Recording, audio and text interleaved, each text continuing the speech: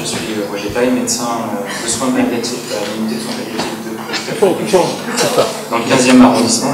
Ouais, comme ça c'est mieux. Ouais. Très confortable comme. Non, c'est pas très confortable. Et aussi doctorant, du coup, à Paris Diderot en éthique et en épistémologie. Alors, pourquoi avoir fait appel à un praticien de soins palliatifs dans cette discussion sur les passes? Parce que finalement, dans tout ce que j'ai pu entendre aujourd'hui, le champ des soins palliatifs et le champ des passes connaissent beaucoup de points communs. Déjà, la population. On est face à une population qui connaît certes des vulnérabilités différentes, mais des vulnérabilités humaines.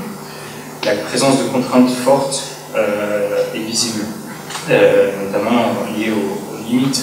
On atteint une limite sociale d'un côté, on connaît aussi également une limite de la vie de l'autre côté. Et aussi une mise en perspective de la part techno-scientifique de la médecine. Les passes mettent en perspective ce côté-là, les soins palliatifs aussi, puisque par définition, c'est quand les traitements curatifs s'arrêtent qu'on arrive chez nous, même si ce modèle est plus souple aujourd'hui.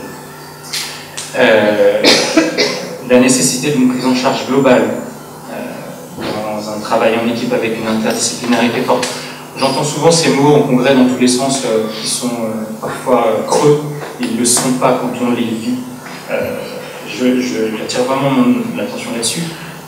Tous les professionnels de santé qui ne sont pas médicaux, puisque les médecins ne sont pas au centre du monde, ne sont pas des prestataires de services dans ces services-là.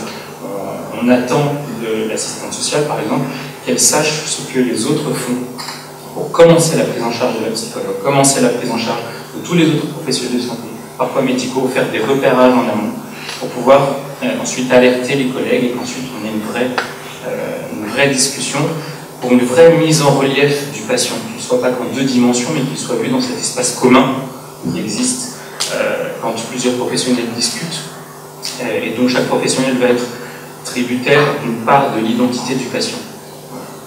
Et aussi, quelque chose qui ressort énormément, un savoir-être, une compétence un peu indicible qui ne s'apprend pas, qui se transmet, mais qui ne s'apprend pas tel qu'on l'apprend actuellement dans les cours, sauf dans les programmes.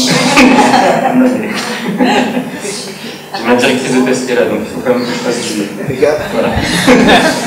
Mais même au-delà de ça, la question du tri et la question de la sélection en médecine, finalement, c'est pas que les passes, c'est pas que les soins palliatifs, c'est tous les champs médicaux. Cette question, elle est, comme l'a dit Céline, consubstantielle de toute ressource, donc elle est valable pour tous les champs médicaux.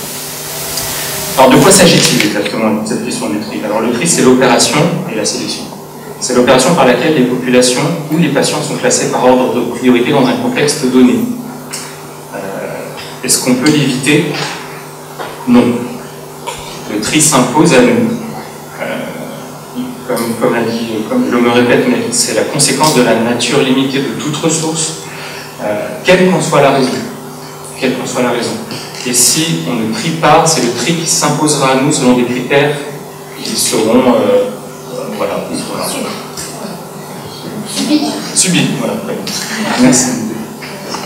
Et quand bien même nos ressources seraient infinies, eh bien, nos besoins de santé le sont aussi. Je ne sais plus qui disait ça, mais si on consacrait 100% de notre PIB juste à la santé, on n'aurait pas terminé d'y répondre. Voilà. Qu'est-ce que le tri implique? Alors, comme l'a dit Céline, le tri, c'est pas intrinsèquement bon ou mauvais. Ça arrive.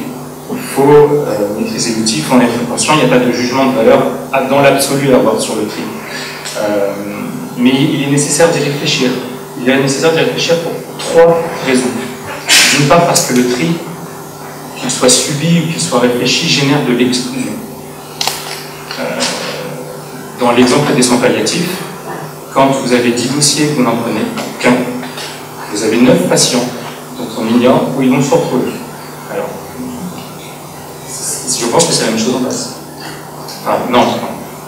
Je me suis permis de parler de quelque chose que je ne connais pas, mais vous me recorrigerez après. Deuxièmement, d'un point de vue purement médical, là je parle, on apprend dans toutes nos études médicales ce qu'est le colloque singulier. Le tri ne fait pas partie du colloque singulier, à mon sens. Le tri, c'est une vision gestionnaire des ressources. Et le médecin doit switcher en permanence entre cette casquette, en tout cas on lui demande aujourd'hui de switcher en permanence entre cette casquette, d'être capable de mener un colloque singulier de qualité, ce qui est déjà un défi en soi, et en plus aujourd'hui de gérer ses ressources pour pouvoir en apporter le meilleur au plus grand nombre. Sachant que notre première ressource, c'est pas les moyens, c'est notre temps. C'est notre temps, simplement. Et enfin, pour reprendre ce que vous avez dit sur la notion de capacité, puisque nous sommes porteurs d'une ressource et d'une prestation de santé qui va permettre de rendre aux gens une part de leur liberté. La question du tri revient à comment est-ce qu'on distribue la liberté en médecine. Et ça, c'est fondamental. Donc, qui doit assumer ce choix? Qu'est-ce qu'on doit faire pour l'accepter? Comment on le médiatise aussi? Parce que, il y a comment il s'appelle, un philosophe qui parlait d'une aura de fantaisie sur les ressources de médecine dans le grand public qui imagine que c'est complètement infini, et alors que ça l'est. Alors, pour parler de mon expérience un peu plus personnelle, comment est-ce qu'on trie à l'entrée des unités de soins palliatifs? Et vous allez voir, on rentre dans le cambouis très vite. Je vais vous parler d'une étude que j'ai faite en master, qui a débouché du coup sur le doctorat actuellement. Le premier réflexe qu'on a tous, c'est le refuge de l'objectivité. On va rechercher des critères médicaux pour être sûr de ne pas se tromper. Mais ces critères médicaux, ils sont majoritairement remplis dès l'instant où on nous adresse une demande de soins palliatifs. Je ne vous ai pas donné une statistique, à la volée tout à l'heure, légère. C'était à l'hôpital des Diaconesses, sur 10 demandes, ils n'en acceptent qu'une. Mais 9 sont acceptables, 9 remplissent les critères médicaux objectifs, il n'y en a qu'une qui est plus. Donc ça laisse quand même 8 patients dans la nature. Et puis, dans les autres critères hors médicaux, alors évidemment c'était la majorité, on raisonne quand même majoritairement critères médicaux, mais dans les autres critères qui faisaient la différence, c'était lié à des représentations spécifiques des patients. Le poids de l'entourage d'abord. Et quand je dis poids de l'entourage, c'est dans tous les sens du terme, c'est quelle va être sa famille, quels vont être ses proches, quels vont être les avocats de ce patient pour qu'il rentre en unité de soins palliatifs. Le patient lui-même va tenter d'établir un contact, mais souvent c'est sa famille qui va le faire rentrer, ou ses autres contacts. Autre critère, la charge de soins. Je vais vous le dire de manière très crue, mais quand on a 3 pansements complexes dans une unité de soins palliatifs, on ne va pas en prendre un 4e. Mais personne ne va aller dire à ce 4e pansement, on ne comprend pas parce qu'il y a déjà 3 pansements en ligne. D'autres critères aussi qui rentrent en ligne de compte.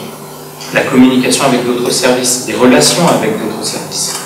Avant de les prendre parce qu'on sait qu'ils sont mauvais. Enfin, je vous dis ça. On est entre nous.